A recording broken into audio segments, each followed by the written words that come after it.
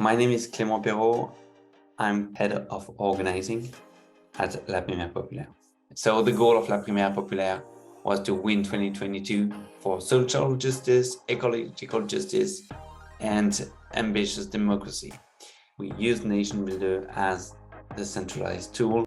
We had 400,000 who registered to our email communications, 40,000 people who gave money to fund the organization of the primary we organized.